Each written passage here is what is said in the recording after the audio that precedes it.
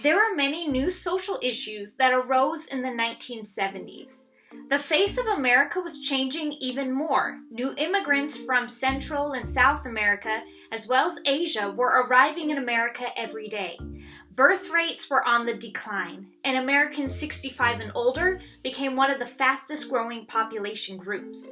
As the American population changed, society faced the challenges of how to balance the views of all Americans. Title IX banned discrimination on the basis of gender in educational programs. The number of women admitted to medical and law schools climbed quickly. Title IX also opened the door for many more women to participate in college sports and earn athletic scholarships. And there was the passing of more controversial legislation concerning women when the Supreme Court legalized abortion in the case of Roe v. Wade. The 1970s saw the practice of giving special consideration to non-whites or women to make up for past discrimination. Affirmative action improved educational and job opportunities for minorities and women. Those against affirmative action insisted that any race or gender-based preferences were unfair. But the number of African Americans attending college in 1976 was 4 times higher than it had been in the 1960s. The 1970s saw a nationwide movement to improve the environment.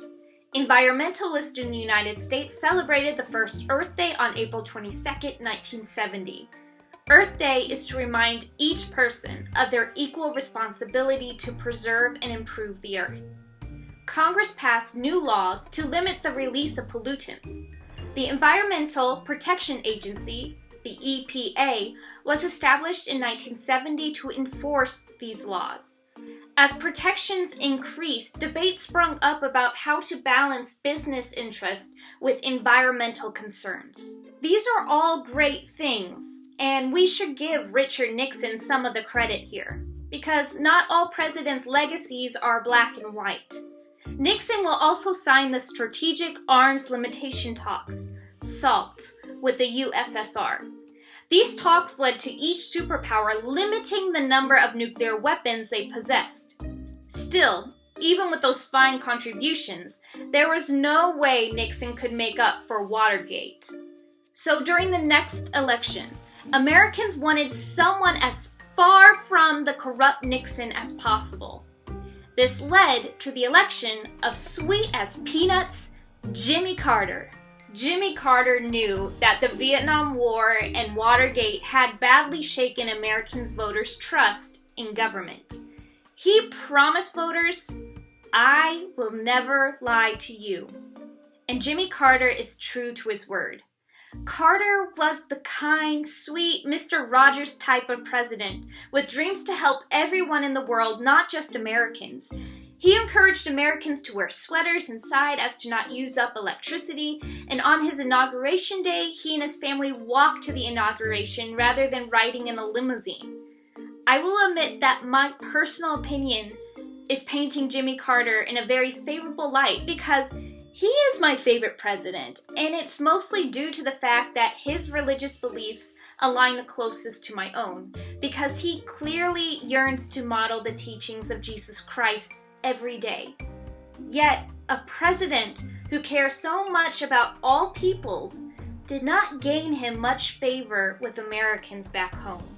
Carter argues that fairness, not force, should lie at the heart of our dealings with nations around the world. Carter favors policies that promote human rights, the basic rights and freedoms of all people. He reduced U.S. aid to several former allies that committed human rights violations.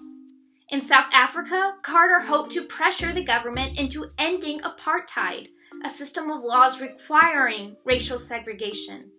In 1977, Carter signed treaties that would transfer control of the Panama Canal back to Panama. Jimmy Carter also criticized the Soviet Union for committing human rights abuses. Then in 1979, the Soviet Union invaded Afghanistan. Carter responded by breaking off arms control talks and not having the United States compete in the 1980 Summer Olympics in Moscow.